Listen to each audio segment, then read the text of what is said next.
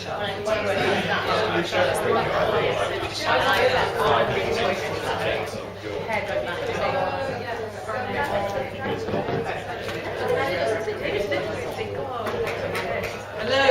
Hello. Hi guys. Thanks for turning up to the lecture.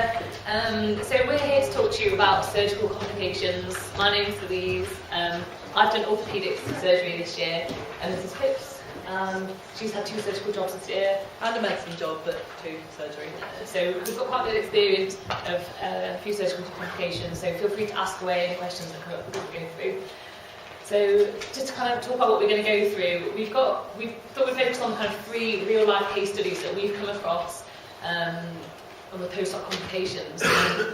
Common things are common, so the things that you will definitely come across as F1s. We've also got some bits and bobs for the slideshow after we've been through the cases, because I think it can never hurt to go over slideshow stuff. And hopefully, we just want to fill you with lots of confidence for your exams. We know that they're not that far away. We don't aim to give you loads and loads of knowledge from this lecture. It's just to brush you up on a few bits and bobs and to maybe fill in a few gaps, but it's nothing going to be groundbreaking that you're going to get from this. Okay, so first case, alright. So this happened to me just the other night, and I'm on call on Lincoln Wing on general surgery, and I get a bleep. I'm like, oh god, not another one. And the nurse is on the phone. So, hi, this is the F1 on call. You bleeped? Oh, hiya, doctor. I have a patient. They don't feel too good. Okay, can you enlighten a bit more on why they don't feel too good and give me some more details? Okay, he's got really bad tummy pain and he's feeling too sick. Right, okay. Can I have a name, please? Yeah, Mr. Big, 56-year-old. Okay, and what ward are you on? 48. 48, right, okay. So can you just quickly tell me, what we're going to do next? What else are you going to ask the nurse over the phone? So we've already asked where the person is, what the actual presenting problem is, and what the name of the patient is. So front row, give me something else you want to ask the nurse over the phone. Muse score. Okay, OBS, Muse score, that's the same sort of thing. So the second row, give me something else. History, what he's coming with. Okay, yeah, exactly what he's in for, yeah. Anything else, third row? So, has he vomited? Yes, that's a good idea. Question, Chad. Think about what ward you're going to. General surgery ward, what might you want to ask in particular? So what procedures had done? Yeah. Okay, anything else? Yeah, you've pretty much gone there. Okay, so patient demographics, what the procedure was, OBS, are they stable, how many hours and days are they post-op? It gives you a really good idea for what kind of complication they might be experiencing, and have they vomited, especially with this chap. It gives you an idea, is it acute?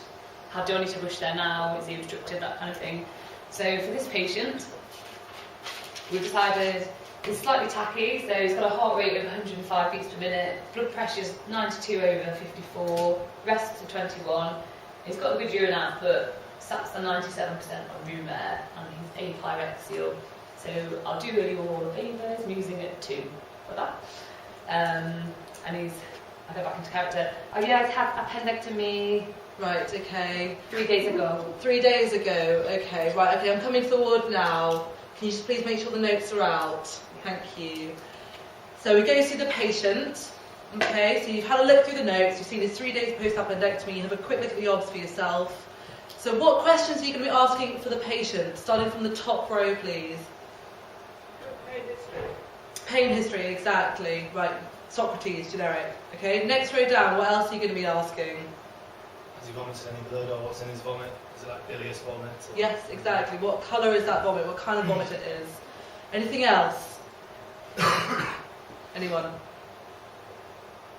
Has he been passing stools and or flatus? Yes, exactly. Great question. Any drain? Any drains? Yep. Have a look at the drains. Yep.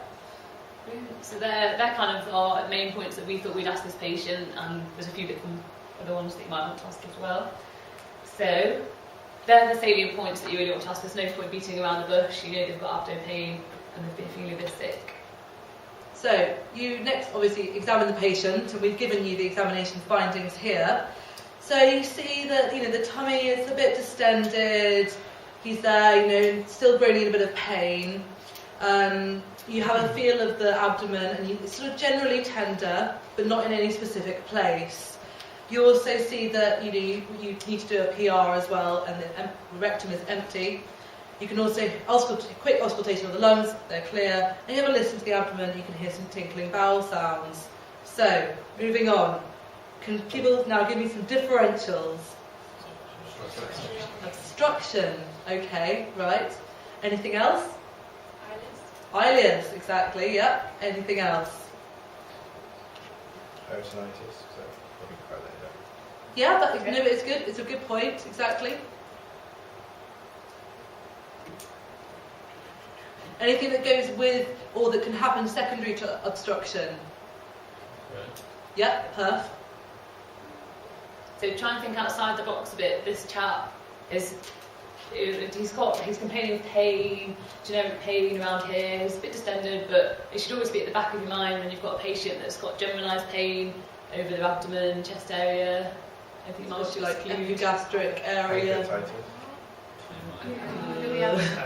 So always have it in the back of your mind for a good differential.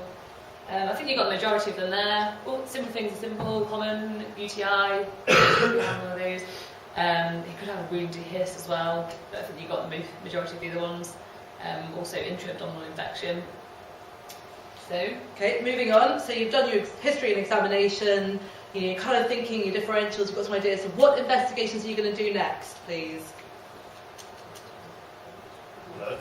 Bloods, yeah, like your routine bloods. Don't go through all of them. It's all right. Anything else? Urine dip. Urine dip. Yep. Abdo X-ray. Yep. Chest X-ray. Yes. ECG. Yep. excellent. Yes. Excellent. Very good. Okay, all your basic examinations and investigations that you do there. So, this is what comes back. Okay, this X-ray, I don't know how well you can see it, but hopefully you can see something that is quite obvious there. Sorry, just a question before. Why would you do phosphate and magnesium? Well, now this is what we're coming to, Toby. It's we'll explain it in a moment once we've gone over what this actually is. But good question. So, come on, guys, tell me, what can you see on this abdominal film? So maybe look at these loops of bowel here. What part of the bowel is that? Small bowel. Small bowel, exactly. And what about this up here? Dilated, but what kind of bowel is that she just pointed to? Large bowel, yeah. So you've all kind of got there together. So what is this abdo X-ray showing? So you also said you can see small bowel, which is dilated. So you've got dilated loops of small and large bowel. That's your ileus. Yeah. So ileus. And to kind of say that it's dilated isn't really true. It's just that, like, on the X-ray, it can look really, really similar to obstruction. And on obstruction, you would see dilatation. But on ileus, you just see them as if they're filled. So the large bowel and a small bowel can be described as looking exactly the same. You can't really differentiate between large and small bowel. It's only really by location. And someone once described to me, it looks like they've blown up like a balloon, the bowel. So that's quite a good way to think of it. It was a bit told me that. It's got to be small and large bowels for it to be dilated. That's generally what you see, but obviously if it's a lower large bowel obstruction, then you probably are going to get air all the way through. But the point is that it's going to be more dilated as well. But this is the thing, in an OSCE and your exam, unless they actually give you the numbers of how wide the bowel is, then you're not really going to be able to differentiate that well between obstruction and ileus, unless you're given more of the clinical symptoms. But this guy, he's 3 days post-appendectomy, he's quite a young patient, he's not really got a sort of cancer picture, has he, which might make you think obstruction. He's post-op. It's more of an ileus picture. And we've also said, I think, that he is nauseous. I don't think we've said that he's actually vomited, which is also, if you're obstructed, you're more likely to be vomiting. And ileus classically occurs at about 72 hours post-op, 3 to 4 days post-op, so it kind of clinically fits in with that. So, can anyone give us any causes of what might cause ileus? Immobility. Electrolyte. Yeah, very good. So electrolyte imbalance. That kind of answers your question, Toby. Okay. And handling of bowel by surgeons. Yeah, so post-op patients are at a really big risk of getting ileus. Any others? Opiates. Yeah, I guess so, yeah. Not on our list, not on our top 5, but... Gallstone ileus. Oh, Blimey. yeah, okay. So we're at finals. Someone's been reading Kimmer Clark. Any others? Okay, so these are our top 5. So post-op, electrolyte imbalance, as Toby asked earlier, magnesium and phosphate. If you're suspecting somebody has an ileus, it's always good just to add those onto your bloods because they can cause patients to have an ileus. Uremia, diabetes, and anticholinergic drugs are also causes that can cause ileus. If anyone have any questions on that so far? That low magnesium and low phosphate. It's just imbalances, so be high or low at the either extreme. So, right, can anyone give us a few points for management of ileus? What are you going to be doing with this patient? You've examined them, you've got the history, you've got your results back, you know, the register's like, right, what are you going to do now? F1. Fluids? Well, you know what do we always do in an OSCE situation? This patient's unwell. ABC, I'm sorry to bang it in there, but yes, that is it. ABC. So you're going to assess their ABC because they have had a high respiratory rate as well, you know. So go through the ABC, that's all fine, apart from actually they've got a bit of low blood pressure, don't they? So yes, start some fluids, start a bolus maybe. Anything else? Sort out their electrolytes if they are alright. Yeah. Okay. Yep. So electrolyte correction. Rest of that. Newborn mouth, yeah, whoever said that, really good. So the bowel needs to rest, it needs to regain its functioning, and the way to do that is just to not give them anything orally, don't let them have anything food or liquid down there. Would you put an NG tube in? Drip inside. Yeah. It's essentially drip and suck. It does vary according to the registrar, but essentially I think if you're in an OSCE, just go with saying put a wide bore NG tube down. Okay. And obviously that NG tube is for not feeding, you're just using it to alleviate the gas and let anything come up if it needs to. Patients don't like them very much. And something else that the nurses are going to ask you for, like, doctor, this patient hasn't opened their bowels for like... Allergies, yeah, exactly. One of the things when they're like, doctor, the patient hasn't opened their bowels for like 4 days, can we have some laxatives? What are you going to say? No. Okay, yeah. So don't bother getting them. So yeah, it usually resolves itself in a few days. So moving on to case number 2. So again, this is a real life case, this happened to me.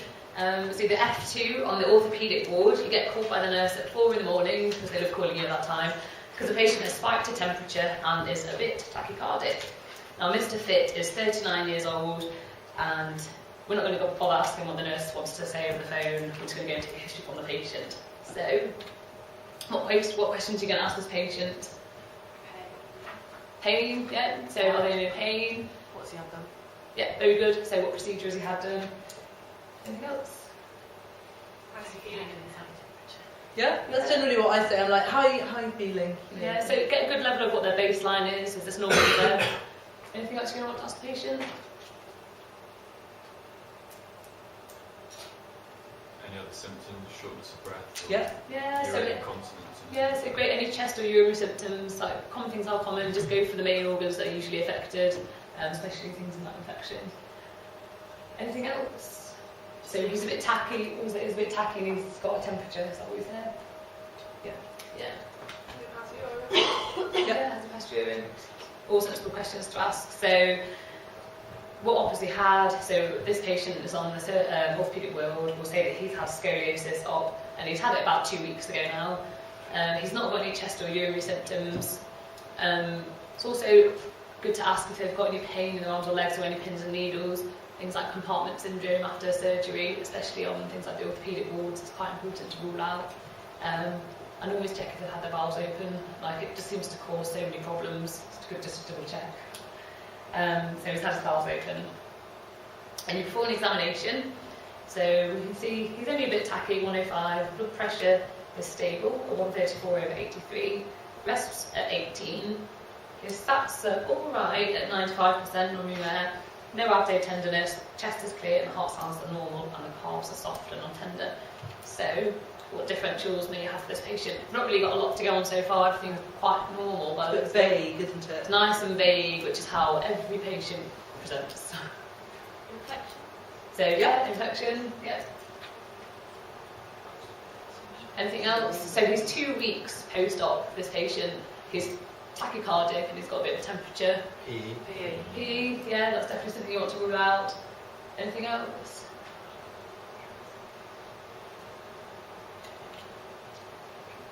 Okay, these are some of ours. So you said infection, you said PE. He could just be in a bit of pain. He's had some quite horrible spinal surgery. He might not have been receiving his analgesia. That's going to make you a bit tacky. It could raise your temperature. And also, always have a back mind cardiac event. So many patients have them, especially post-op. So, you've got these as your differentials. What investigations are you going to want to do? Pardon? You're going to do a septic screen. You're going Septic to try and screen. work out where the infection's come from. Yeah, so we do a septic screen if we think there's an infection. Anyone on the second row? Fourth row? ECG. Yep. ECG, yeah, very good. Also bloods. Yep. Yeah. Chest X-ray, someone say, yeah. That's part of your septic screen, isn't it? Yeah. No, it's fine. Anything else? Come on, guys, think back to your differentials, okay? So what did you say? You said point of infection. You also said PE, okay? So what else are you going to be doing? You told me you're going to do bloods. You're going to do a septic screen involving chest X-ray and urine dip. Something else you need to be thinking about. What other investigation? CTPA or D-dimer. Yeah, Okay, we've got a CTPA down here or a D-dimer. What else does someone say? An ABG, exactly. Guys, just shout out a bit more. I need to hear it, okay? So that's the snippets more that we've got down. We've put D-dimer question mark, exclamation mark, because it's actually really not that useful, to be honest, especially in surgical patients. Their D-dimer will be raised whatever the weather. So if you're really suspecting a PE, put them on therapeutic tinzaparin and order a CTPA and discuss it with a senior. A lot of doctors don't, a lot of the seniors don't really like D-dimers, but obviously in your OSCE, don't say that. Make sure you have it in. I've only done a D-dimer once and it was pointless, so all the other times, just forget it. Okay. And always it's just if they've got a bit of pain as well, add on a trop. Remember, some people who have cardiac events don't actually have chest pain. It can just be ECG changes. So with a trop, so it's worth bearing that in mind. So what's TNI? So that's troponin. Oh, right. Yeah. Okay, so these are the results that have come back. They've come back really, really quickly from the lab. So white cells are elevated, 15.56. CRP is up as well, 15.52. Now the urine dip that you asked the nurse for is positive for leukocytes, protein and blood, and no nitrites. And she's kindly got that from the catheter bag that he's got in at the moment. His ECG just shows sinus tachycardia. And I'll let you figure out what the ABG shows. What do we say? Based on that, what's your diagnosis going to be? Or what's going to be your main differential?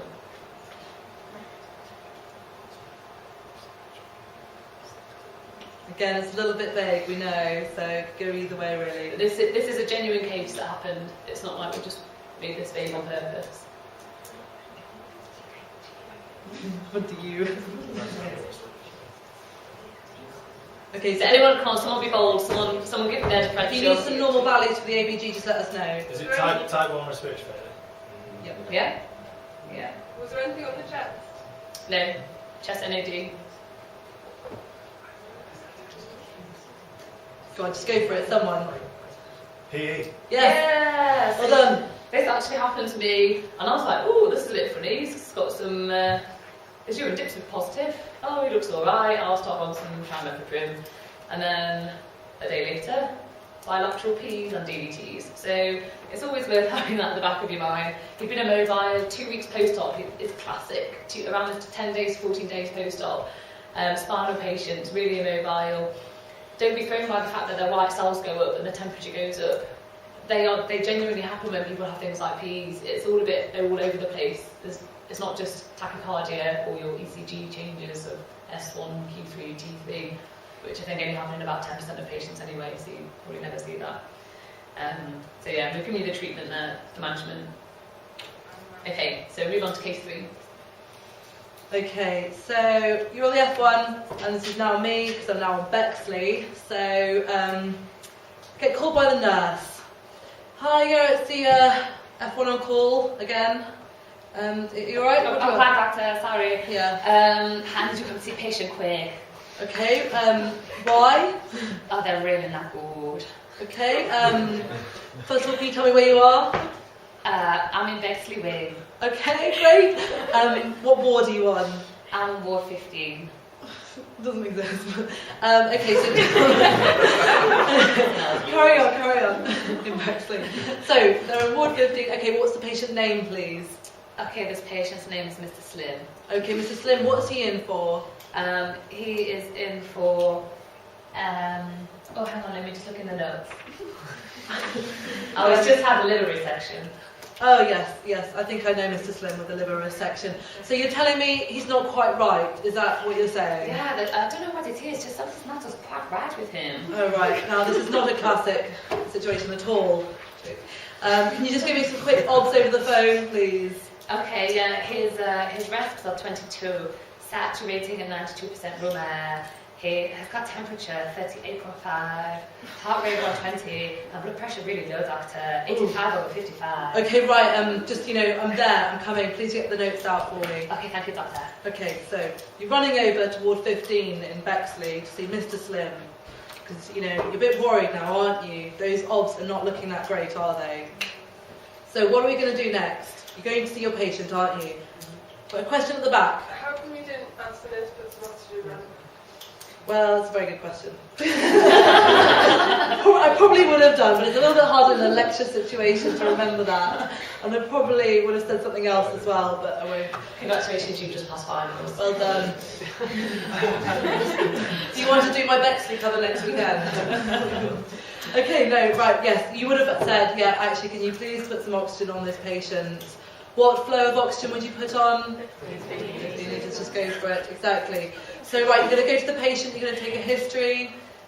Question at the back. Sorry, are there any other things that you can get the nurse to do before you arrive with a good section? That's a very good question. It often varies between ward to ward as to how nurses decide how competent and able they are. If you ask someone for an ECG, sometimes they'll do it. Whatever the weather, always say, can you get the notes, put them out on their odds chart and put them out for me, because you wouldn't believe how often they are so difficult to find. Some nurses will take blood and cannulate. It really just depends. But the other thing that sometimes I've come across is if the blood pressure is really low, I'm talking in the 70s, I say, right, I want you to put up a bag, Volplex now, please, and I'll come sign for it when I get there, but I want it up now. So the majority of nurses will actually do that. If you say, look, I'm with another patient, I need you to do this for me now, and I'll come and sign for it in 5-10 minutes. So don't be scared. You can do things like that, and you can ask them to give certain medications over the phone and go and sign for it later as well.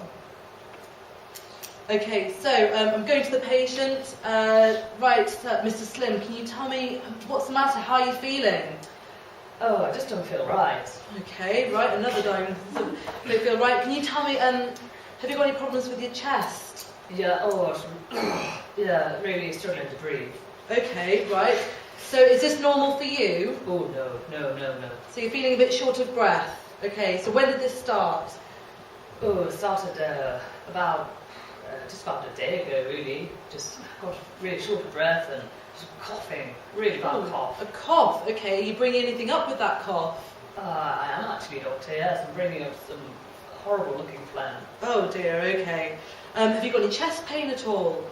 Oh, doctor, I've got pain everywhere. Oh, for a while. Right, okay. Are you feeling anything else? You've got temperature at the moment. Are you having any shakes at all? Sometimes I get really hot and then I get really cold. Oh, terrible. Okay.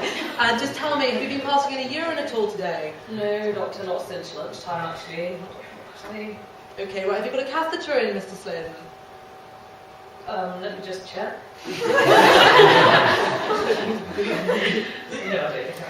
Okay, no, you don't have a catheter in. And have your bowels opened at all today? Yes. Okay, have they been normal bowel movements? Mm-hmm. Great. Okay, so we've got a bit of a history there. So I think the main symptom we've got here is a chest symptom, isn't it? So what you're going to do now, you're going to examine your patient. we'll give you some examination results there. So I'm listening to his chest. I can hear some coarse crackles on the right base, respiratory rate of 22, and also a dull percussion. Rupert, stop yawning. You're just going to double check because he's got a temperature. You're going to sort of just again do a septic screen, but you obviously it's pointed towards the chest, but you should always double check. So you want to urine dip, and you want to feel for the tummy as well, and listen to his heart sounds. And also because he's in surgery, always look at the wound site. It's absolutely essential. If you miss that and you go to your registrar, you're going to get told off. Okay? So look at the wound site and it's clean and dry. Okay. So, someone give me a differentials, please. What is going on in this patient? Okay, pneumonia. Yep. So, why are you thinking pneumonia? And obviously, we'll get to the sepsis bit as well. Go over that. So, give me some reasons why you think it's pneumonia and what could have caused this. Why has that popped up in your head? Apart from it being the chest symptoms, what else could be contributing to him developing a pneumonia? Exactly. He's had surgery. So what is that? Yes, exactly, because he's in pain, so he's unable to take deep breaths and unable to clear the secretions, so they're building up. So what else? You're saying pneumonia, but obviously we have different sort of categories of pneumonia, don't we? We have community-acquired pneumonia and we have hospital-acquired pneumonia. He's 4 days in hospital, okay? Someone quickly give me some organisms that are commonly found in... Yeah, sorry. Yeah, you know all that anyway, we're not going to go over that again.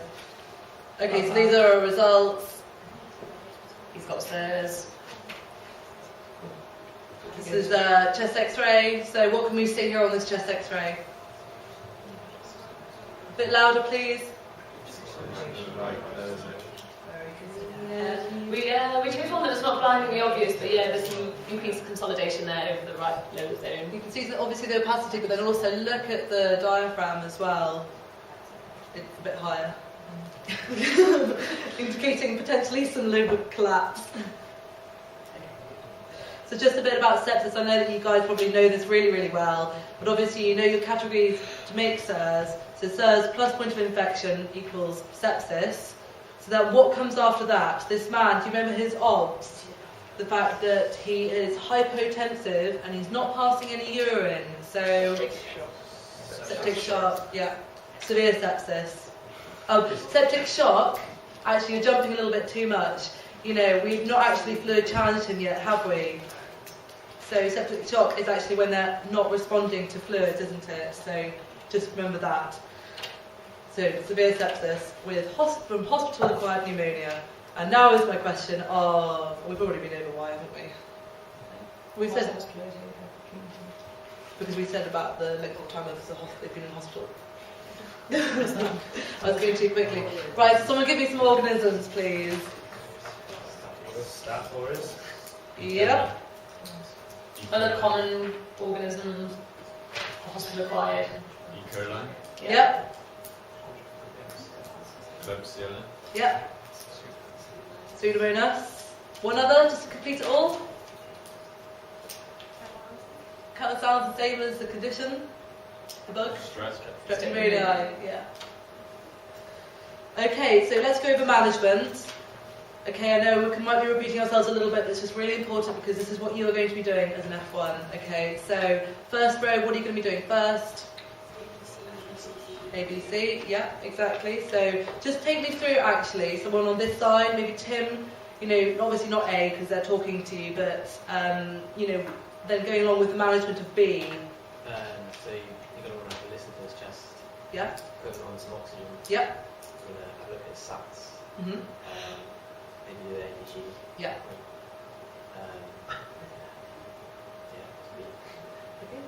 Go on to see if it's suitable. Mm-hmm. Maybe consider a salbutamol neb as well. Okay. Anything else for B? Just little things like, just make sure you just double check for any tracheal deviation and any mediastinal shifts, including for the apex of the heart and for that, just make it a bit more complete. Okay, C. Second row. Blood pressure. Blood pressure, so his blood pressure was 85 systolic, wasn't it? So what fluids have you just prescribed for him? Just normal saline.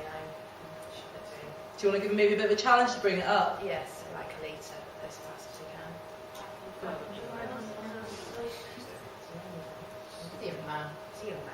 He's a man. Yeah, a litre's probably it's a bit much maybe to give in one go. But yeah, here's a man. At 500 mils would be fine for a fluid challenge. If it's a little old lady, probably give 250. But you're right, normal saline or Volplex, whatever the ward has to hand. If he looks really septic, doesn't he? From the sounds of it, probably doesn't sound like it, but looking at him clinically, he looks quite septic. So you want to get whatever they've got on the ward. Okay, anything else? He's got a tachycardia, so what else are you going to be doing? ECG. Okay. So hopefully that just shows sinus tachy and nothing else. Do you remember we also said that he is severe sepsis? He's not gone for a wee since lunchtime. So yeah, catheterised. What else? So he's got sepsis. Do you remember your septic 6? Or cultures? Yeah. Buffalo one. Buffalo, exactly. Yeah. So what's the one thing that we've not done yet? Lactate. And Antibiotics. Yeah. okay. So which antibiotics would you use for this patient? So we've said that a hospital-acquired pneumonia.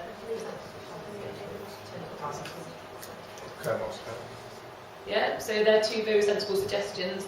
Comoxiclav in least trust is if they've been in hospital for less than 4 days, and TAS if they've been in hospital for more than 4 days. In your exam, you're going to say Guidelines. you know the guidelines. Exactly. Yeah, okay. And you're going to use the guidelines a lot when you're. Okay. So I don't know if anyone's got any questions about that. We thought it better to go through some cases in depth rather than breeze through some. Yes, that way. Before moving on to C, going on from B, is there anything you can do about crackles? Because before you move on to C, If you suspected this patient was overloaded, then you could maybe consider some furosemide, but it's classically presenting with a chest infection, so in terms of his crackles, it's going to be the antibiotics that sort that out, not anything else. And the oxygen's going to help. And the salbutamol neb as well. Yeah. Something in terms of the long term, you'd be thinking of asking the nurses to get some physio input, to maybe give them some chest physio. That'll help with crackles. Okay, any other questions? Yeah? You know, in the first case, Back on the first case? yeah, you said that you give the analgesia or IV, so obviously you've got Yeah. energy tube and stuff. So you're just going to give IV paracetamol and then... Yes, you can give IV paracetamol and titrate up. Yeah. Would you write anything else at the same time? Yeah, generally I throw a load of things in there for PRN. Yeah. Tramadol is kind of a favourite on surgery. Yeah. And don't be scared to give IV walking as well. The nurses quite often will say they can't give it, but you can. So just make sure you're confident doing it. But then, yeah, exactly, you just give, or IM morphine, and then they can do it themselves. Yeah, they try and wheedle out of it by saying they can't give IV, so just put IM. It's the same dose. Yeah. Can you give like something on the same? If you give heroin on the ERN, you can give tramadol, codeine and morphine. You said that's absolutely fine. You should really be giving And that's you should really be giving codeine and tramadol at the same time. You know, at the same point on the analgesic ladder. it's supposed to be the way that that was fine. It's up to the nurse to realise that. No, definitely don't leave that kind of thing up to the nurse. Make your decision. It's your name being signed in that box at the end of the day. You don't want to opiate that patient or give them too much. So just pick one.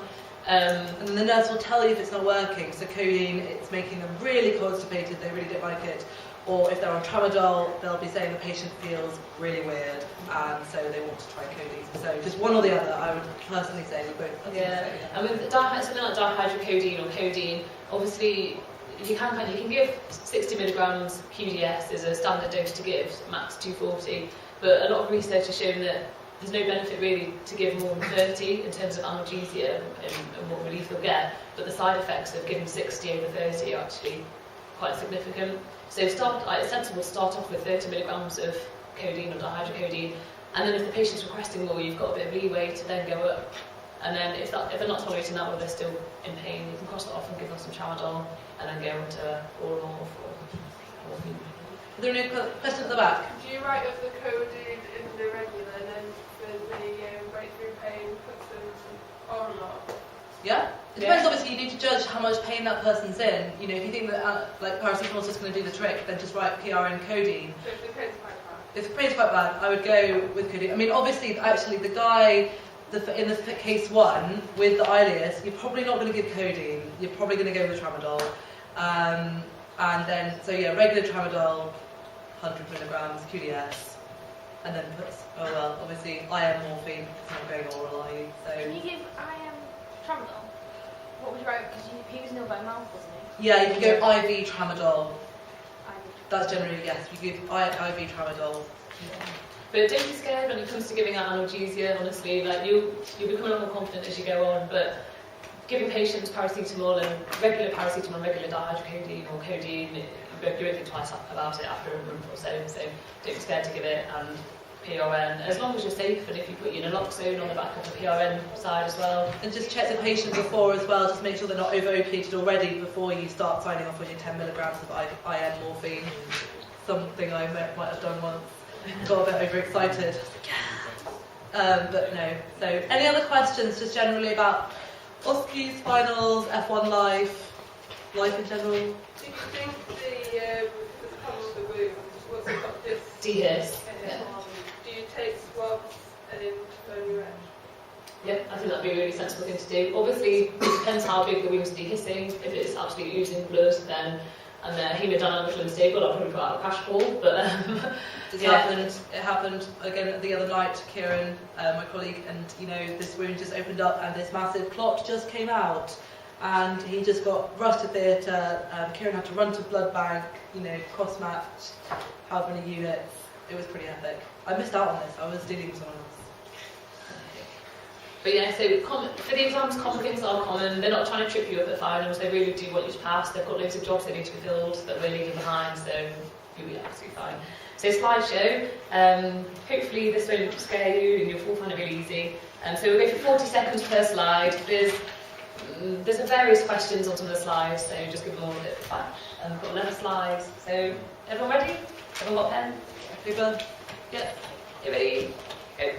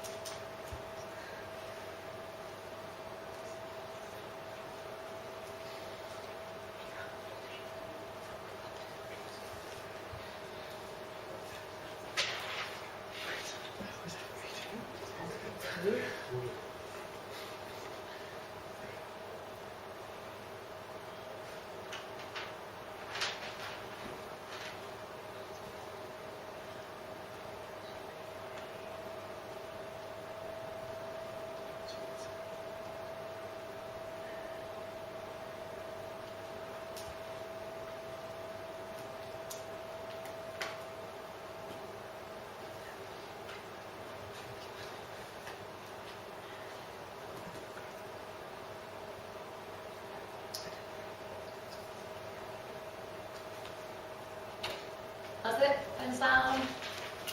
Okay, so we'll quickly go through the answers now. So, what does this show and what is it a sign of? Yeah, amphibious, I've got this one, and acanthosis nigricans, and what can it indicate? Larva? Diabetes. Excellent, diabetes. Yeah, and GI malignancy also.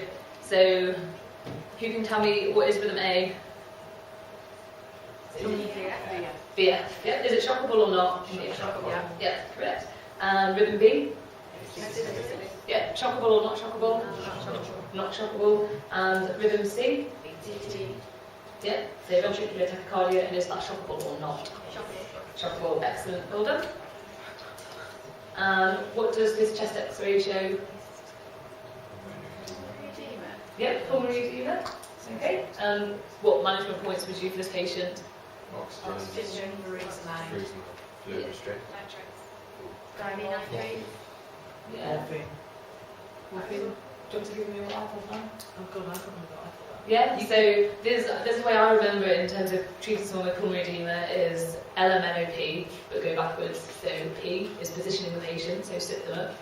And then O, oxygen, give them some oxygen. N for nitrites. M is for morphine. And L is for loop diuretic. So it's a really nice, easy way to remember it, just do it in reverse order. LMNOP. Do you give them all nitrites? Sublingual. Just yeah. Okay, is everyone happy with that one? Yeah, moving on to the next one. So, what's this patient having done? Sepsis, yeah. And can people shout out at what kind of stage, what kind of things to be going on in their body for them to be requiring this? Severe acidosis. Yeah, so severe acidosis. Any other? Persistent hyperkalemia. Yeah, great. So persistent hyperkalemia. Anything else? GFR less than 10. Yeah, we've got 15, less than 15, but you don't know, like, guidelines might have changed. Anything else? Is it persistent acidosis? I think we've had that one, but yeah, persistent acidosis, yeah. Pulmonary edema that got their response to treatment. Yeah, I think that's one of them. And anything else? Urea. Yeah, so uremia, whether you frosted glass or whatever that thing is that you never see. Okay, great. So what does this ECG show? Great, yeah. So you can see the reverse tip in all of these, and it's digoxin toxicity. So here, nice little reverse tip, and all of these leads. Do they want to go for like ST depression? Yeah. Yeah, I think Yeah. I would have done as well, but This is another one that genuinely happened, and I was like, oh look, they've got loads of ST depression, and then I was like, oh god, they're actually toxic on digoxin. So make sure you always look out for it. Always check the patient's drug chart when you're looking at ECG as well, and you're not really too sure what's going on. So what would be your management of someone with what you suspect? Yeah, excellent. So stop digoxin. Yeah, you might give them some fluids. Anything else? You're suspecting it? You've just done an ECG? Yeah, excellent. So take the levels and find out what they're at. Okay, so yeah, so next one. So what does this X-ray show? Yeah, so dilated loops of small bowel. What's the most likely cause? Adhesions. Yeah, excellent. So sorry if I didn't give you enough time for this one, but that's just how it goes. So describe the gas exchange. What does this show? Type 1. Excellent, yeah. So it's type 1. It's, even though the PaO2 is a little bit low, it has to be below 8, which would be type 2 respiratory failure. And which is the value that's giving you cause for concern? Yeah.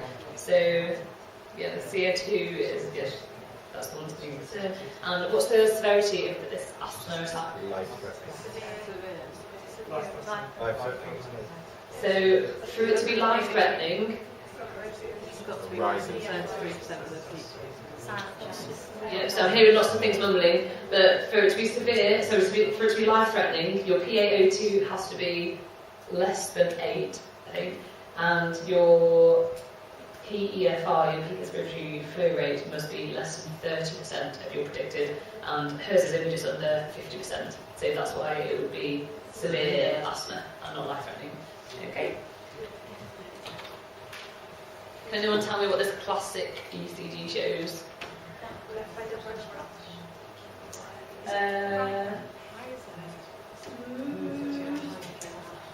Yeah, that wasn't the main thing that we're looking at here. It's a classic. But you're never actually going to see. Yeah, so this is S1, We couldn't help ourselves. Q3, T3. Okay, and you've also got some sinus tachycardia, right axis deviation, and right bundle branch block. What, I've never actually worked out what the hell you're looking at. So okay, so look at lead 1, Toby, okay? So in lead 1, you can see a deep S wave in lead 1, Yeah. okay? And then in lead 3, what can you see? Yeah, so here's the Q wave here. This one. Deep. Yeah, Yeah. so it's a deep Q wave. And then and then your T3, what's T3? What are you going to see?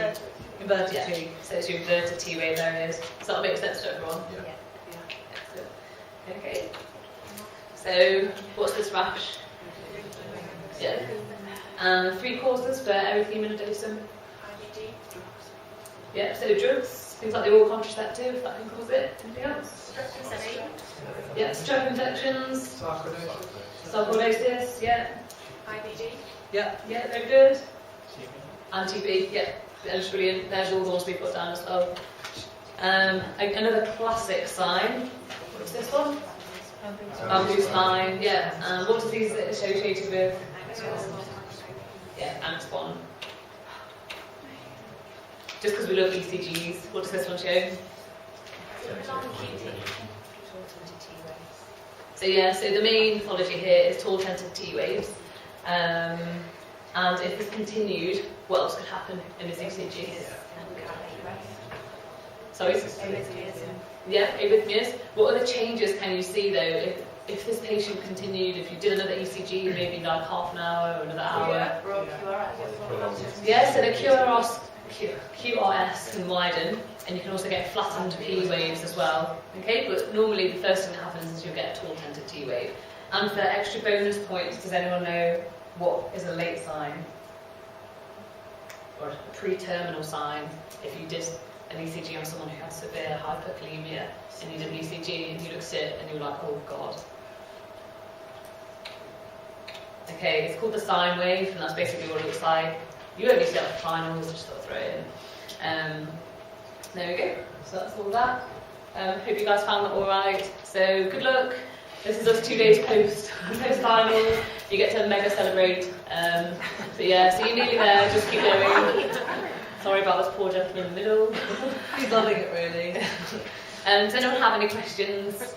Did anyone find the slideshow okay? It's not scared anyone too much. If you would mind filling in a feedback form, that'd be great.